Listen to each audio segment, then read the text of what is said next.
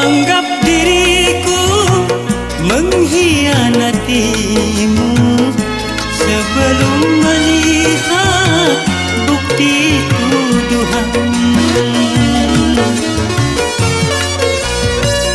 Pantaskah kau pergi tanpa seizinku, lalu kau kembali ke orang tuamu? Mengapa pungkiri atau kau tak sudi? Mengapa kau lari? Apa yang kau cari?